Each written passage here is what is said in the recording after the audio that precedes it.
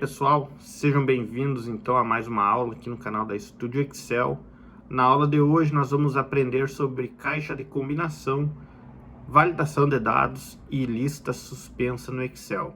Nós vamos demonstrar dois exemplos na prática, utilizando pela guia desenvolvedor ou o próprio validação de dados pela célula do Excel. Nesses dois exemplos, então, a gente recomenda que você escolha aquele que mais se adequar e gostar. Então, fique conosco, se inscreve no canal e deixa o like nesse vídeo.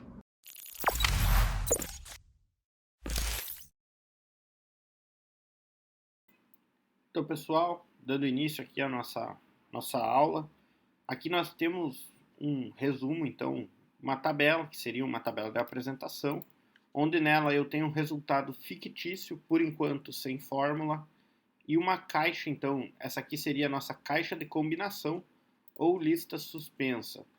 Dentro dessa caixa de combinação, eu insiro valores que eu posso selecionar de acordo com alguma base de dados, ou seja, eu referencio em algum local. Através disso, então, eu posso buscar valores. Nesse exemplo, então, nós vamos conhecer através das abas mensais, nós vamos encontrar valores através do mês. Como a gente faz isso? A caixa de combinação ela está aqui na aba desenvolvedor e é esta aqui, ó, caixa de combinação. Eu posso deletar essa aqui e vamos inserir uma do zero. Vem aqui então, caixa de combinação e ele já me seleciona, ó, eu consigo movimentar os tamanhos e mover, ó. E a partir do momento que eu selecionar aqui, ó, vejam que eu não tenho nada, ó, não tenho nenhuma informação. Então, como que eu vou inserir valores? Eu venho aqui com o botão direito, através do formatar controle, eu vou receber então algumas configurações desse meu objeto. Aqui eu tenho nas propriedades, ó, que eu quero mover, mas não dimensionar com células. Esse é o melhor, tá? Pois todas as colunas que eu não quero, por exemplo, se eu for dimensionar uma célula, por exemplo, aqui embaixo, eu quiser ampliar ela, esse meu objeto não vai se movimentar junto.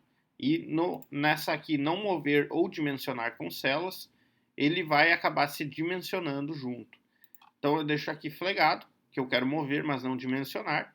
E aqui no controle, então, tá as minhas informações. Aqui o importante é entender o que significa cada um. Vamos começar então pelo intervalo de entrada. O que seria o intervalo? É onde eu vou inserir os meus valores, a partir de uma referência. Então aqui eu tenho uma coluna, através da coluna dados, e eu vou inserir aqui então algumas informações. Vou colocar informações de janeiro até dezembro. Vamos vir aqui.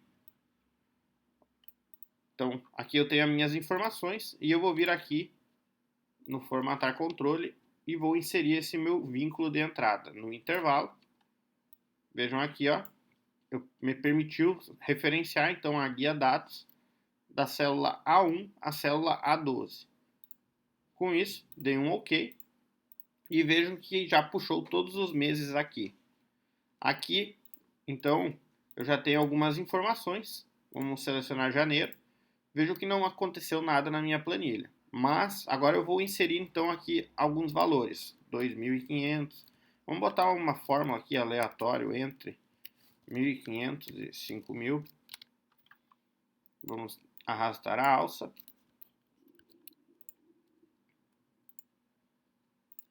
São valores então fictícios, mas que quando eu selecionar o mês lá na frente, eu quero que traga cada um desses. Por exemplo, março. Eu quero que o valor aqui seja atualizado conforme o mês de março.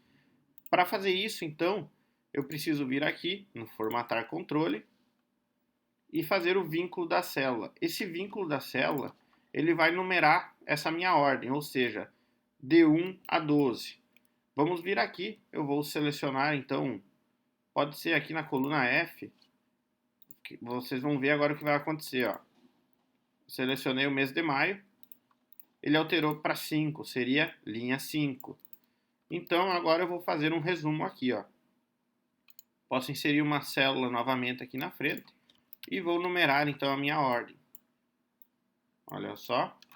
E agora, tendo essa ordem aqui, conforme eu for inserindo aqui, ó, junho, ele alterou para 6.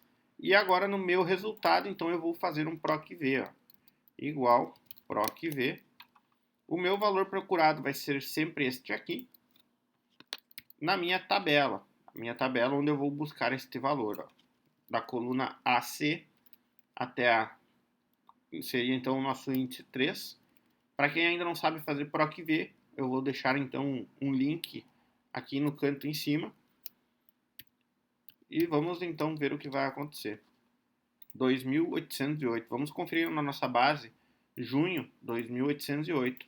E agora, toda vez que eu selecionar na caixa de combinação o mês, esse valor então ele vai ser atualizado conforme o mês que eu referenciar, de acordo com a minha planilha. Vejam que esse detalhe aqui é muito importante, ele acaba vindo sem fórmula. Toda vez que eu selecionar na caixa de combinação, ele vai fazer a alteração então dos valores lá na base. E eu vou fazer então o PROC-V a partir do valor que foi atualizado, me trazendo então esse resultado final, que é bem interessante.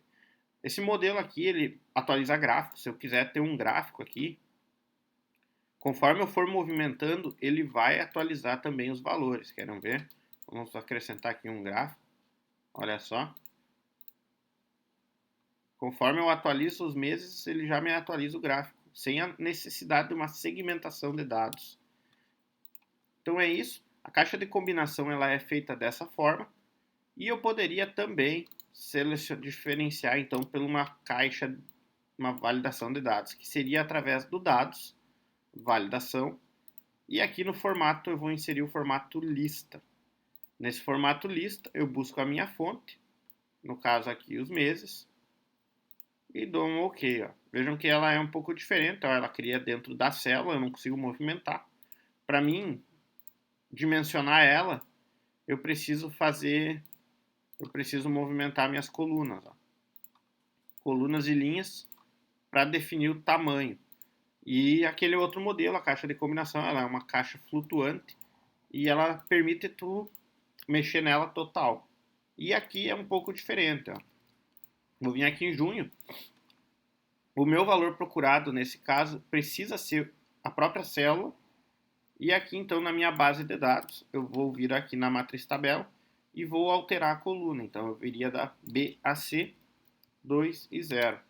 Conforme eu altero os valores aqui, também altera o meu valor final.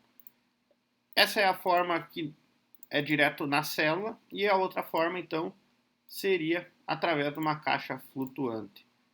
Esses são os dois exemplos de lista suspensa que você vai encontrar no Excel dentro das planilhas. Depois disso, você pode utilizar essas caixas de combinação dentro de algum formulário user form.